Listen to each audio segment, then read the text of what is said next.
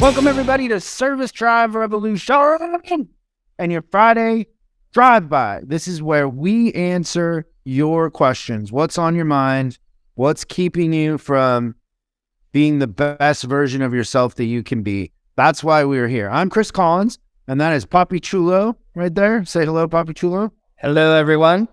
Known to some as Christian, but isn't it funny when people see you and they go, Christian? Oh, yeah, it's probably the most common greeting I get these days. You're welcome. Thank you, sir. Not that you were going to say thank you, but you're welcome. Let's go to this week's question. Let's do it to it. Ready?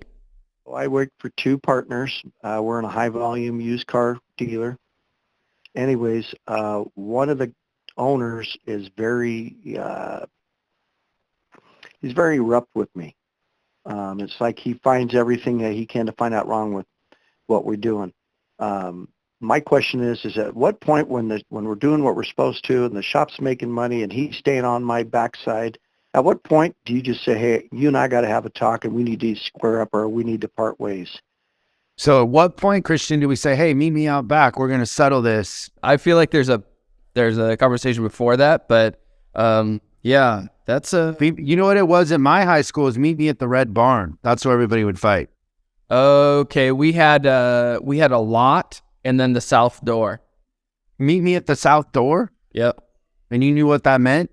Everybody knew what that meant. And amazingly enough, like it was there was only 180 kids in the school, but like the turnout was really good. Like we'd catch 160, 170 kids, like from all grades. They loved to see the South Door fights. I remember some of the best ones. I wish I could have recorded them. Remember one kid did like the hockey move, where you pull the shirt over? First of all, they better be Seahawks fans if they're from Yakima. Yakima, the one that smells? It's Tacoma. Tacoma Aroma, yeah. Tacoma Aroma, yeah. Which never disappoints. And Yakima is they have like carriers, right? There's a company that builds like all the things for bike racks and all that stuff. Oh, I don't know that is based there, but maybe. I haven't spent a lot of time in Yakima. Okay, got it. Might be a to-do for the summer. No, for sure. I mean, okay, so maybe John, a way to approach this is, and let's say this partner, his name is Phil, probably wasn't told he was loved as a kid, probably has a lot of internal issues. One thing you could try is giving him a hug. We can do better than that. Really?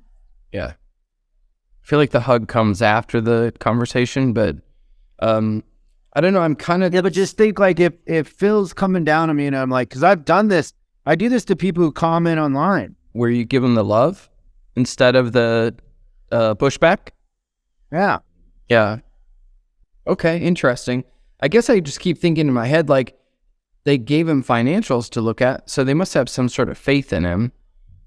I don't know. I just always feel like there's a time and place for you to kind of pull and be like, you have to either analyze if you're being too sensitive or if it's worth having the conversation to see if there's a better way to communicate. I mean, I guess all things aside, what I would do in that situation is I would say, hey, Phil, can I'd close the door. I would do it alone. Just me and Jeff, good old Phil. Also a great time to give somebody a hug when you're alone. Nothing weird about that, right, Christian? I can't think of any reason not to do it. So then I would say, hey, I would just like to get on the same page. How do you think we're doing? I'm really vested in learning what I'm learning from the financials and getting better, but I feel like no matter what I do, I'm not meeting your expectation, and I want to. So, it demotivates me when I feel like the guy who I work for has a negative view of what I'm trying to do when we're trying to do the same thing. How can I get on the same page as you? And, at no point am I in that. If you listen to the way I'm wording things, at no point am I saying, you have to change, Phil. I'm saying, what do I do? Yeah, what can I do? I'm falling on my cross, right? What can I do? And then, that'll start to chip away at it. He might tell you. And then you might just want to mention, like, I get the feeling, Phil, that you were never told you were loved as a kid. Just let that hang for a minute and see what happens. Yeah. No? I don't know. I don't know if I love do how that on my uncomfortable first you get with to say these sort of things, like hugging and love. because my This would be a great time for us to go into your childhood trauma, Christian. Look at how uncomfortable you get. no hugging. Hugging in a work environment? Yeah, so I really like. I've hugged you once before. You did a side hug not too long ago. Yeah. It was not. It was nice. What's so weird about that? No, I liked it. Well, you made it weird, but there was nothing weird until you made it weird. So funny. But yeah, I do think that there's something to that, and I'm kind of trying to put myself in Phil's shoes. Is that like anytime I've ever had somebody working for me and they've come up and they've asked me that stuff, like my assumption before the conversation is that they didn't care, and it like immediately flipped when they said stuff like this, and like you said, like it's about what do I need to change, not what do you need to change. Because when somebody came into me and said, hey, I don't like how you do this, you need to do this, you need to do this, but there was nothing on the other end from a deposit. Like it was just basically him telling me what I needed to do. But I love that angle of like, what do I need to change? I'm not meeting your expectations. Maybe the fact is that Phil isn't giving John what his expectations are. So the conversation pulls that out of what we're trying to accomplish as a group. But man, it'd be a pity to part ways when you got into the business part of it, right? Like, so I'm stuck on that financial thing. Is that says that I wouldn't give financials to someone I didn't think I was going to really be a part of the solution of the company. So there's a disconnect for me there. But yeah, I'm also probably more insensitive, like, because I grew up in the business of people being rough in the car business. It was just how I never take offense to it because it's just how I learned. And in almost every case, when I got my butt chewed, I earned it. There is an interesting thing with that, right? Because when you look back on the people that were maybe your best mentors, for me, they were rougher. Yeah, I think you learn more from the rougher mentor. For sure. When you're young, I think. But I do think the other thing that that's happening here with John is because it's your boss, you sometimes give them more, like you're assuming they're a good leader, which they're not. They're terrible leaders. There's very few good leaders out there. So you probably work at best for a guy that's barely getting by. He probably is miserable. He's got 3 ex-wives. He's socially awkward, like all this stuff. But you're assuming because you work for him that he's got some sort of authority that when you assume people have authority, then you assume they have more going on. They're smarter. They're more talented. And the truth of the matter is that is rarely the case. Been rarely the case for me and people I've worked for. Yeah. I have to dumb it down a lot of times. I'm not joking. Like, I'm not trying to be funny. You're laughing. But I feel like you're talking about me.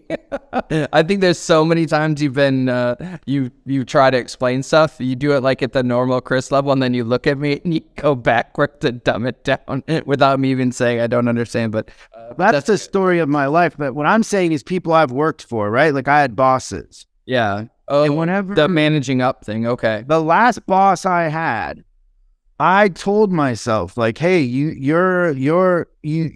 gotta be an employee.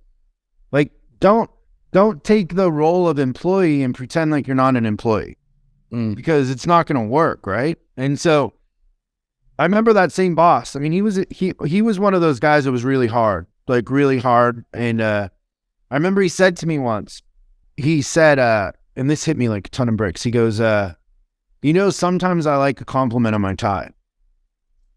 Yeah. There's a whole story with that. I really enjoyed that. But I had this weird perception, like he was the boss, I was the employee. I was very worried about how he saw things. He would overreact. So I was always trying to keep him from overreacting. I never stopped to think I could keep him from overreacting by feeding his need for acceptance and approval. Yeah. Because I didn't think that I was the one doling that out because I was the employee, but everybody's human. I mean, I live right here. I'm in the middle of Hollywood. and you could throw a rock at, famous people, and every one of them is insecure looking for approval. Yeah. It doesn't matter. And I've thrown rocks at famous people. They don't like it any more than non-famous people, especially when you connect. I'm gonna like it. Good stuff, John. Well, I hope this all works out. Like, I love that you're trying to learn more about the business, and it sounds like it'd be worth working out, at least on their side for sure. So, yeah, but Buffett said it's not the numbers are easy; it's the people that are hard, right? Yeah. But learning this manage up thing, that's a skill he'll use for later for sure. Well, thanks for the question, John. Great stuff. Go Hawks. And we'll see everybody next time on Service Drive Revolution. Thanks for watching this week's Drive By. I hope we gave you something to think about over the weekend. We're uploading new stuff every day, so make sure you subscribe and click the bell icon so you don't miss out. If you have a question you'd like us to answer on the show, call 8333-ASK-SDR and we'll answer your question on the show. That's 8333-ASK-SDR. For special deals on our books and training, head over to offers.chriscollinsinc.com. Now that's offers.chriscollinsinc.com. I'm Chris Collins, and I'll see you in the next video.